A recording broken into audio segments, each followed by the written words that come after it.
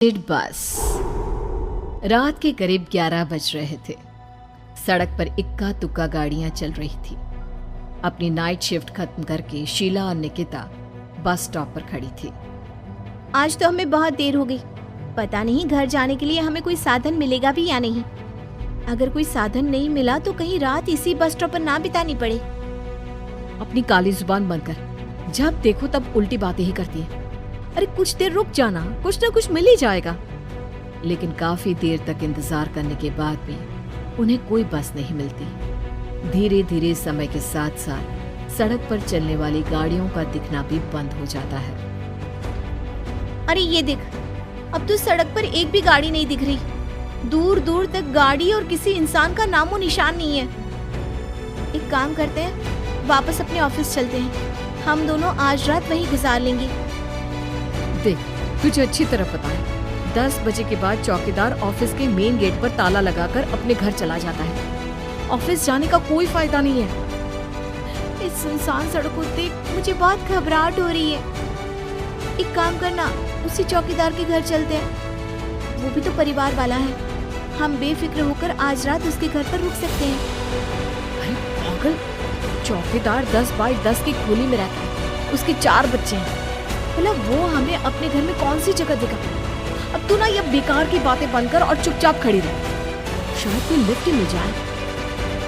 फिर काफी देर इंतजार करने के बाद आखिरकार एक नीले रंग की बस उनके सामने आकर रुकती है। बस का दरवाजा खोल कंडक्टर उन दोनों से कहता है, कहिए कहाँ जाना है आप दोनों को? देखिए मेरी पूरी बस खाली पड़ी है। मैं आप दोनों को आपके ठिकाने पर छोड़ दूंगा। इतना कहकर कंडक्टर मुंह में भरे पान की पिचकारी सड़क पर दे मारता है। निकिता, लोगों का कहना है कि कुछ महीने पहले इसी तरह अंधेरी रात में एक नीली बस के अंदर कुछ बदमाशों ने एक जवान लड़की की हत्या कर दी थी। इस बस का रंग भी नीला है। कहीं ये वही बस तो नहीं? कंडक्टर शीला की बात सुन लेता है और मुस्कुराते हुए कहता है, देखिए मेम साहब, उस घटना के बारे में मैंने भी सुना है। माना कि उस बस का रंग और मेरी बस का रंग एक है, लेकिन दुनिया में नीले रंग की एक ही बस तो नहीं है ना। ये तो सिर्फ एक इत्तेफाक है। देखिए हमारी बस में एक मेम साहब पहले से ही बैठी हैं, चाहे तो अब देख लीजिए। निकिता गर्दन उठाकर देखती है तो बस के पीछे वाले हिस्से में एक लड़की कंबल ओढ़े बैठी हुई थी। सही तो बोल रहे हैं भैया, बस में पहले से एक लड़की बैठी है। चलो हम भी बैठ जाते हैं, वैसे भी बहुत देर हो गई है। अरे ठहर जाना निकिता, मुझे डर लग रहा है। अरे तुझे इतना ही डर लग रहा है तो तू यहीं खड़ी रहे, मैं तो चली। अरे तुम मुझे छोड़कर कहाँ जा रही है? मैं भी चलती हूँ। दोनों बस में जाकर बैठ जाती है। देखते ही देखते ड्राइवर बस को तेज रफ्तार में चलाना शुरू कर देता है।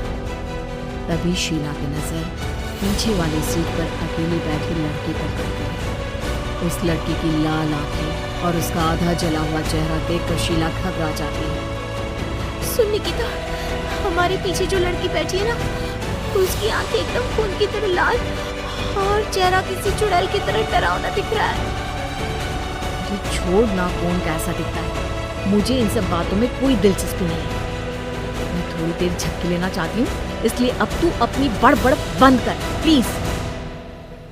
बेफिक्र निकिता अपनी आंखें बंद करके बैठ जाती है। दूसरी ओर बस जंगल के रास्ते में पहुंची है।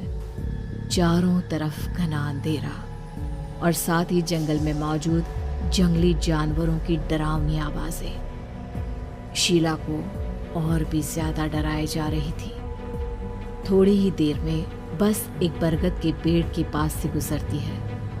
तभी अचानक बरगद की डाल पर बैठी एक बिल्ली कूदकर खिड़की के रास्ते शीला की गोद में आ गिरती है। मर गई रे, बचाओ मुझे, कोई बचाओ।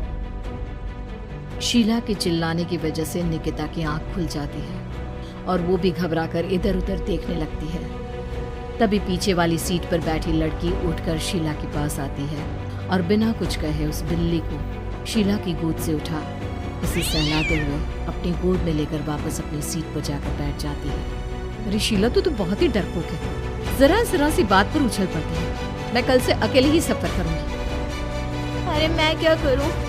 वो बिल्ली अचानक मेरी गोद में आ गिरी अपनी बकवास बंद कर और मुझे चैन से सोने दे। इस तरह शीला को डांटकर निकिता फिर सो जाती है।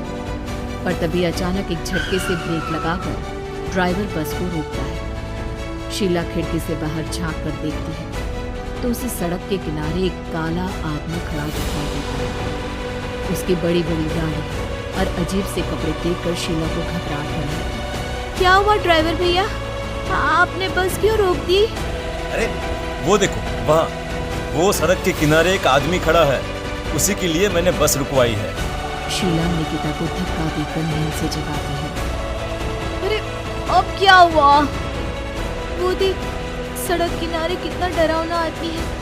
उसका अजीबोगरीब हुलिया देखकर लगता है जैसे कोई शैतान खड़ा हो। अब शीला की तरह निकिता भी उस आदमी को देखकर थोड़ा डरने लगती है। कंडक्टर, क्या तुम उस आदमी को बस में चढ़ाने वाले हो? उसे देखकर हमें डर लग रहा है, उसे बस में मत चढ़ाओ। अरे डरने की कोई बात नहीं है मेम साहब। ये आदमी जंगल के पीछे वाले गांव में रहता है। ये रोज इसी वक्त मेरी बस में बैठकर पड़ोस वाले गांव में जाता है। और वैसे भी ये बेचारा गूंगा है। अगर आप लोगों को डर लगता है तो मैं इसे ड्राइवर के बगल में बिठा देता हूँ। ओह अच्छा, ठीक है। फिर कंडक्टर का इशारा पाते ही वो आदमी बस में सवार हो जाता है। ड्राइवर दोबारा एक्सीलेटर पर जोर देकर बस को आगे बढ़ाता है। थोड़ी ही देर में बस एक घाटी पर चढ़ती है। बस के एक तरफ गहरी और डरावनी खाई थी, पर ड्राइवर को इस बात से कोई फर्क पड़ता नजर नहीं आ रहा था। वो लगातार बस की रफ्तार बढ़ाकर बस चलता जा रहा था। ड्राइवर भैया, आप देखते नहीं क्या बगल में इतनी गहरी खाई है? बस की रफ्तार लगातार बढ़ाए जा रहे हो, थोड़ा धीरे चलाओ ना। अरे मेम साहब, घबराने की कोई बात नहीं है। ये तो मेरा रोज का काम है। मैं तो यहाँ इसी रफ्तार से बस चलाता हूँ। आप बेफिक्र होकर अपनी सीट पर बैठ जाइए, आपको कुछ नहीं होगा। ड्राइवर के कहने पर निकिता शांति से बैठ जाती है। कुछ दूर चलने पर अचानक ड्राइवर बस को सड़क के किनारे रोक देता है। शीला एक बार फिर खिड़की के बाहर झांक कर देखती है, लेकिन इस बार उसे कहीं कोई दिखाई नहीं देता। अरे अब क्या हुआ? तुमने बस क्यों रोक दी? यहाँ तो दूर दूर तक कोई भी नहीं दिखाई दे रहा। ड्राइवर उसकी बात का कोई जवाब नहीं देता, पर कंडक्टर बोल पड़ता है।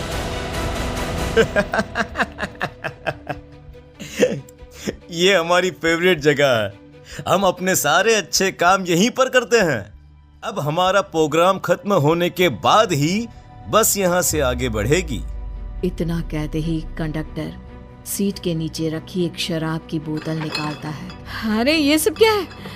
तुम्हारे बस में सवारी बैठी है, उन्हें घर पहुंचाने की जगह तुम यहाँ सड़क के बीच में बस रोककर शराब पियोगे? बस में लड़कियों के बैठे हुए भी तुम्हें ये सब करते हुए शर्म नहीं आती? कंडक्टर कोई जवाब नहीं देता और मुस्कुराते हुए शराब पीने लगता है। तभी ड्राइवर और दूसरा आदमी भी कंडक्टर के साथ मिलकर शराब पीने लगते हैं। निकिता, मुझे इन तीनों के इरादे कुछ ठीक नहीं लगते। हमने इस बस में बैठकर बहुत बड़ी भूल कर दी। तू घबरा मत, मैं हमेशा अपने पर्स में छोटा सा चाकू रखती हूँ। इसके रहते ये तीनों हमारा कुछ नहीं बिगाड़ पाएंगे। देखो गज्जू भैया, हमारी बस में इस समय 3 जवान लड़कियां बैठी हैं। कहो सबसे पहले किसका शिकार किया जाए? मैं तो कहता हूँ कि सबसे पहले वो जो पीछे अकेले जो बैठी है ना, उसे पकड़ कर लाओ। उसके बाद इन दोनों का प्रोग्राम फिट करेंगे। ठीक है, जैसी तुम्हारी मर्जी। अब वो आदमी पीछे वाली सीट पर बैठी लड़की के पास पहुंचकर उसका हाथ पकड़ लेता है, लेकिन तभी अचानक उस लड़की की आंखें जरूरत से ज्यादा बड़ी और लाल होने लगती हैं। उसका चेहरा गुस्से से लाल और उसके मुंह से नुकीले दांत दिखने लगते हैं। अरे ये क्या? ये लड़की अचानक इतनी खतरनाक कैसे बन रही है? इतने में वो लड़की उस आदमी को उठाकर वहीं सीट पर पटक देती है। मुझे हाथ लगाएगा, तेरी हिम्मत! जोर से चीखते हुए वो लड़की उस आदमी पर हमला कर देती है और पल भर में ही उस आदमी का काम तमाम हो जाता है।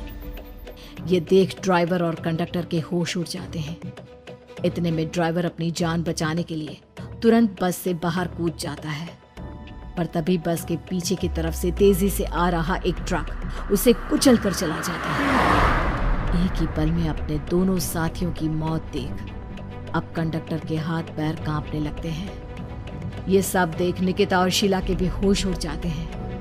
वो चुपचाप अपनी सीट पर ही छुप कर बैठी रहती हैं। अरे अरे कौन हो तुम और तुम इतनी भयानक कैसे बन गई? अब वो लड़की गुस्से में गुर्राते हुए कंडक्टर का गला पकड़ लेती है। इतनी जल्दी मुझे भूल गए? कुछ महीनों पहले तुम तीनों ने बड़ी बेरहमी से मेरी हत्या की थी और फिर शहर छोड़कर भाग गए। कई दिनों से मैं तुम तीनों के इंतजार में भटक रही थी। आज जाकर मेरा बदला पूरा होगा।